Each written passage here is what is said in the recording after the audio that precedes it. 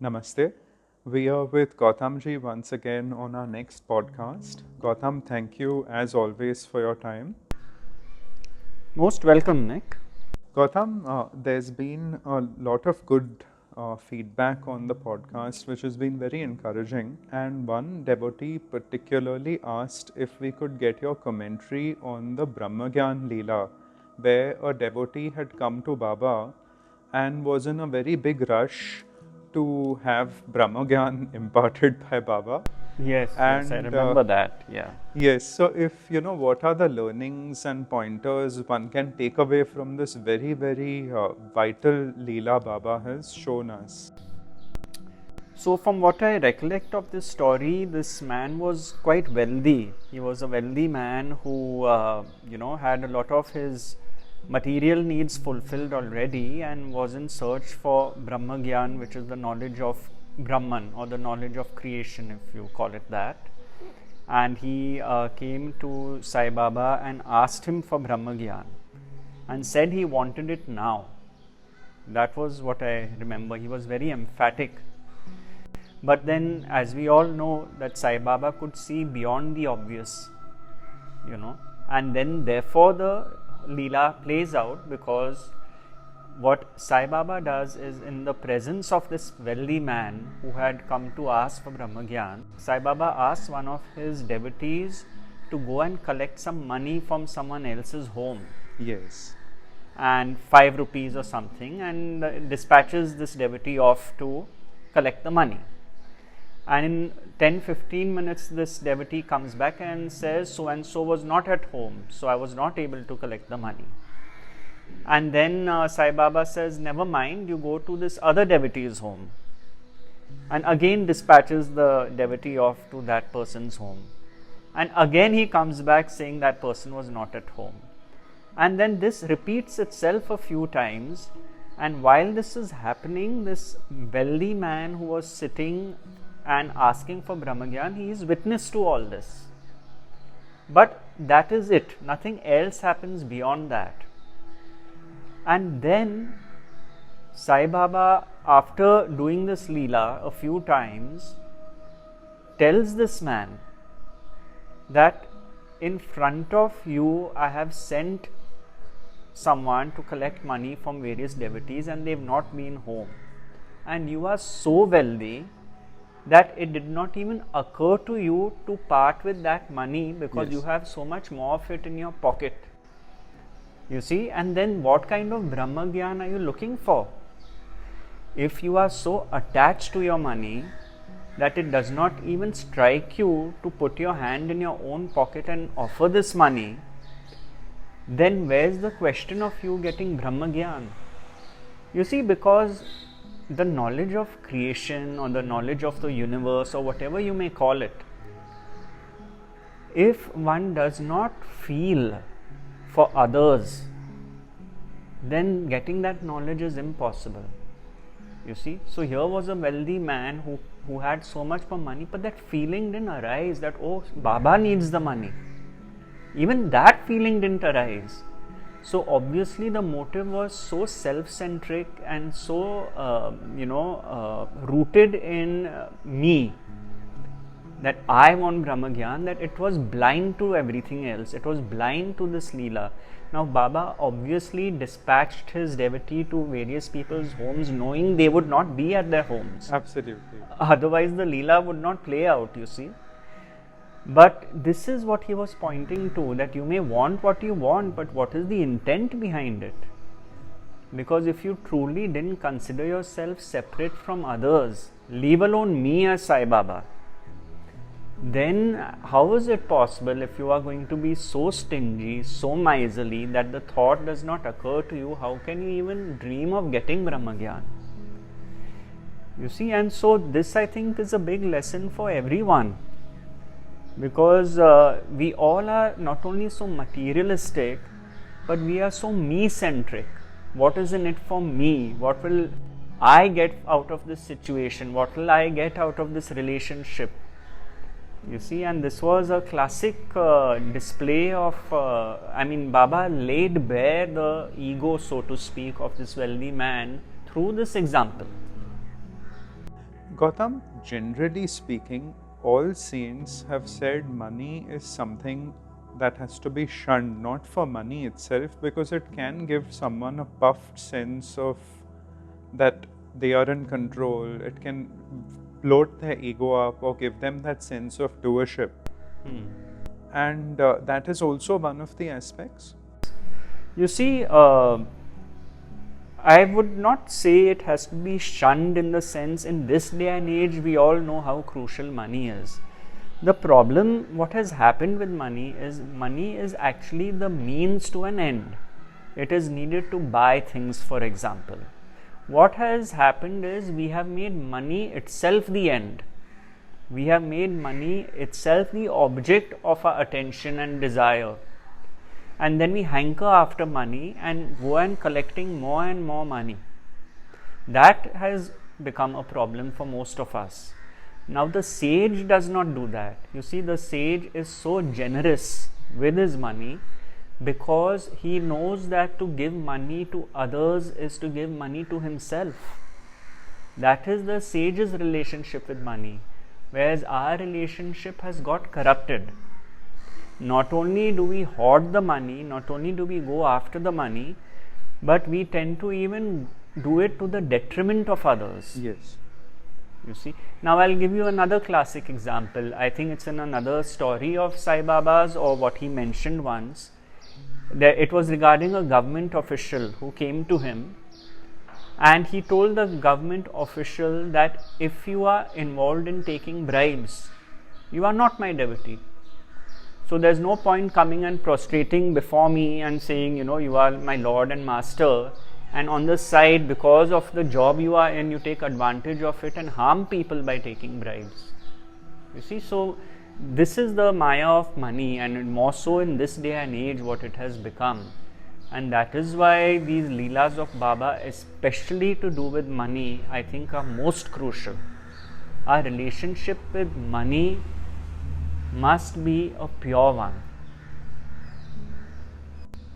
Gautam, coming back to the Brahmagyan Leela, it also strikes me as humility in a devotee or someone when you go to a Sadguru, when you go to your master, to go with utmost humility and present yourself rather than going asking for anything, and that too asking with, in this person's case, he was almost demanding from Baba, and I believe he even said, Baba, give it to me fast, when Baba was sending that devotee to get 5 rupees, when Baba was enacting this Leela out. He even had the audacity to ask Baba, Baba, please hurry up and give me Brahmagyan. So it just took me to one characteristic I felt is important for any spiritual devotee, to have utmost humility when it comes to being in general, but also specifically when you go to the master. Yes, absolutely. But unfortunately, Nick, now humility is not a quality that can be acquired as such. Humility happens when you see that you have so much to be humble for, because so much has been given to you by the divine, the Lord, the Master, life. As simple as our basic needs are met so easily. Now, the thought of humility is bound to arise when we acknowledge that.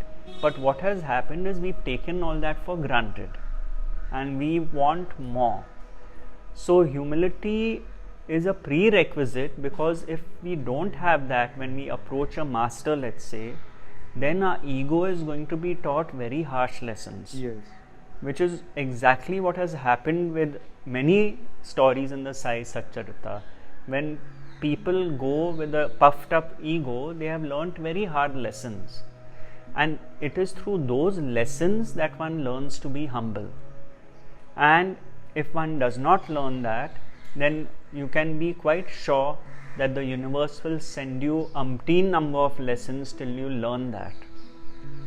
You see, till you learn that you are not the center of the universe, you are just an instrument. Till that lesson is learned, life will teach you in hard ways.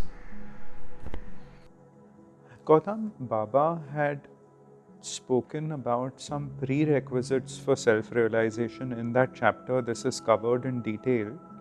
Just sum up the essence of it. I wondered if you could talk about the human life purpose in general, because Baba has spoken of Rinanubandh in so many Leelas where it is not necessary everyone is granted a human life. And in one of your earlier podcasts, you had mentioned the special gift humans have is being aware of being aware, which is not possible in any other species. Yes. So, given that consideration and knowing our audience that they are all aspirants and devotees of Baba, could you speak a little bit about the seriousness of the spiritual path and not taking human life and birth for granted? Yes, absolutely. Even the sage Ramana Maharshi has said that the purpose of life is self-realization. Or if you look at the entire Bhagavad Gita, it is all about spiritual illumination. You see? So that is clearly the purpose of life, but what is the end result of that? The end result is the way our lives are lived as a result of that spiritual illumination. Are we living lives of awareness, or are we living lives steeped in ignorance? And that is why we have the masters there, we have the teachings there, we have the spiritual scriptures there for us to illumine our daily living, not just to be read as a theory and then daily living is something else altogether. And because man is the only species that is aware that it is aware, that awareness, when it is shining, then man has the ability to act out of compassion, to not harm another, and lead the quality of life which is laid down in, let's say, the Bhagavad Gita. But most of us are unfortunately not doing that because our lives are steeped in ignorance, in me and my story and my wants and my desires, and to the detriment of others. That is the unfortunate part. But everyone's journey is a journey of spiritual awakening. When it will happen, how it will happen differs. How much suffering has been granted to each of us differs. We do not have control over that. And that is why the masters like Sai Baba have come before us to wake us up out of this dream of daily living. A dream where we are perpetuating through just patterns and conditionings, reaction after reaction after reaction, and creating bundles of karma based on doership. See, they have come to show us the way through that. Gautam, for someone who is listening to this, there certainly has to be a certain yearning they already have, otherwise they would not listen. Could you speak a little bit about intensifying this yearning, or rather praying for that sort of intensity, so that they could put the spiritual path first in their life? You see, Nick, mostly, not always, it is a setback in life, a form of suffering in life which brings us onto the path. You see, now when that happens, then you could say that that yearning itself is sincere. What tends to happen is we get distracted from that because of the travails of daily living, because we get caught up in our social structures, we get caught up in the office we work in, and that tends to take us off the path. And then, I also have people who have come to me and said, oh, we don't have time for spirituality, we are happy to come to your talks once a month. So they have segmented and compartmentalized spirituality, and then the rest of their lives is another compartment. It doesn't work that way. You see, if you really deep down knew that your breath is not in your control, the blood flowing through your veins is not in your control, your heart pumping is not in your control, The fact that you are standing on earth and not flying off in the air because of a force called gravity is not in your control. When you start understanding that there is so much which is not in your control and controlled by a higher power, that leads to a high degree of awareness in daily living. Gratitude arises that I am here in this situation thanks to a tremendous number of forces, none of which are in my control.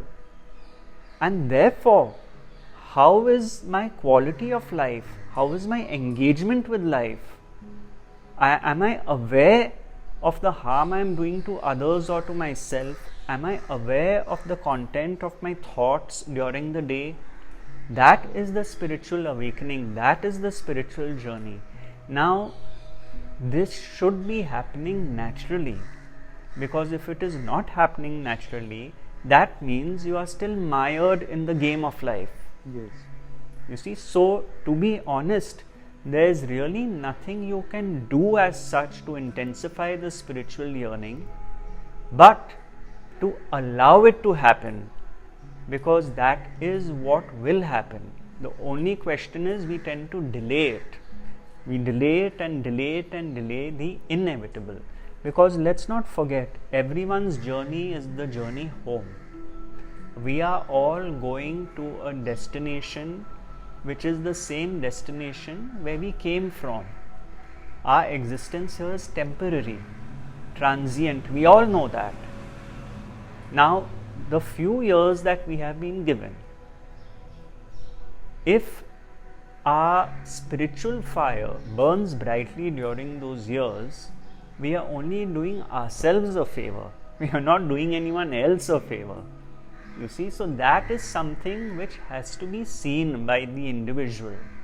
No one outside can do it for them.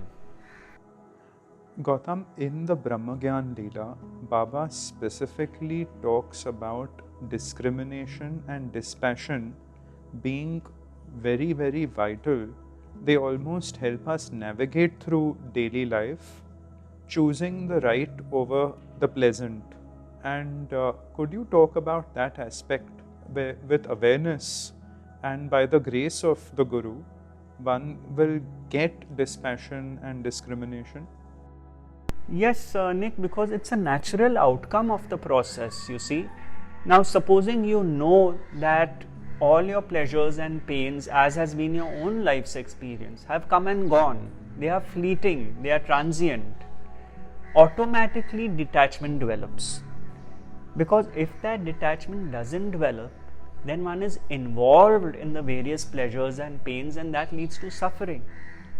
So, detachment is a natural outcome of being on the spiritual journey, because you know that your happiness, for example, does not rest on pleasures, because you know that pleasures are fleeting. So, this life does become a life of detachment in that sense, because you now know that you are the witness of what all happens in your life. So, you don't tend to get involved in the happening like you used to earlier. And because of that, what happens is discrimination. If I know based on my own life's experience that something is not good for me in that sense, because it is going to at some point or another create suffering either for myself or another, discrimination arises. These are actually two very basic pegs on which we can stand: discrimination and dispassion. Because why would you get into something if your past experience has shown you that this is going to harm you? So the spiritual journey is indeed about these two beautiful words, dispassion and discrimination, because then going forward, you don't repeat your past patterns. Without dispassion and discrimination, you keep going round and round on the wheel of karma. But when these two are introduced into the equation, that senseless turning of the wheel stops. Gautam, one last question on these lines. In some cases, someone may attain this state of dispassion and discrimination in one flash, like a sword cuts through, like the sword of knowledge will cut through that ignorance of the past, or they are illuminated with that knowledge. In some cases, it could be a incremental process where the intensity of their past desires and the past patterns slowly sort of chips away. And if someone is in that boat, so to speak, and sometimes when they notice that they are getting pulled by past patterns and desires, could you give some advice there? But Nick, mostly for us it happens in an incremental way, as you said. The sudden transformations are rare. And thank God for that also, because many of us would not be able to take the sudden transformation, and even our families would not be able to take it. So the incremental way, the gradual way is the natural way. So there's really nothing to be done, because once it kicks in, it's going to take its course. The problem is we get into our own way. That is why a friend of mine had a most beautiful prayer he would say in the morning. He would say, "This morning I promise that I will get out of my own way." That's all that needs to be done. Gautam, is there anything else on this Leela that you feel we can take away that I might not have asked you about? There's one more point which I'd like to add on this Brahmagyan Leela is, see your own relationship with money, because let's not forget the Leela is to do with money, and here was a rich man. How is your relationship with money? How open are you to giving money away? How possessive are you of the money? This is when this Leela is mentioned in the Satcharita. We all are that miserly man. It is addressed to us as that miserly rich man wanting Brahmagyan. So if we introspect on our relationship with money, one will be amazed as to the deep conditioning we carry behind it. You see, and a Tibetan course which I had studied decades ago said something very beautiful, that what you truly possess is what you give away. You see, because we think we are giving away to other human beings, but actually what is happening is we are giving it only to the one divine being which is operating through all beings. This is what it is pointing at. So therefore we need to live that knowledge, live that understanding, that we are not getting diminished by giving wealth away. In fact, we are enhancing ourselves, because it is an offering back to the divine. After all, where did we get the wealth from? We got it from the same source, and we are giving it back to that source. So our relationship with money, I think, if we can introspect on that, as far as this Leela is concerned, one would reach some very beautiful insights. Gautam, sidetracking a little bit, talking about money, currently with the situation that many people are in across the globe, many people's livelihoods might be challenged now. Many people might have a lot of insecurity about their financial situation and their financial future, because it's quite an unprecedented situation. Now, in that light, can you speak a few words about even the fear of loss? Yes, Nick, because this is natural, this is bound to happen. But what happens is that we create too much psychological suffering over this, because ultimately all we can do is do our best. Beyond that, things are not in our control. So if we took someone enlightened who was, let's say, in the same position, he was in a job in an office and now he didn't know whether it would continue and for how long, all he can do is try his best. If the company winds up, try to look for a job. If the economy is not supporting that, he is in trouble. And then All you can do is keep trying. We can only do our best because the outcome is not in our control. What happens is we tend to sit where we are, for example, right now, and the thinking mind creates monsters of stories, you see. What will happen to me? Why did this happen to me? What has God done to me? The me and my story gets perpetuated thanks to fear, you see. So whenever these thoughts arise, the thoughts of fear, even those need to be witnessed. The witnessing is what will take us very far in challenging times like this. As long as there is witnessing, what happens is we convert that witnessing into observing and therefore judging. And then we judge things as being good and bad and harmful to me. And then we can lay out at least 50 different possible options of something bad happening to me, which is what the ego does. The mind of the enlightened one does not do that. It does not mean fear will not arise. Fear will arise as a natural biological reaction even in the enlightened one, because you don't know the future. But that fear is not taken ownership of, and then life of fear is lived thereon. You see, that is what we have to learn, that when the fear arises, it is witnessed, and we know that whatever is God's will, it has to be surrendered, the fear has to be surrendered to God, and we leave it at that. I know it's not easy to follow, especially in a situation like this, but you will be amazed that when even that psychological suffering of the fear is dropped, the deep and immense sense of peace one feels despite of the current situation, you will feel that peace.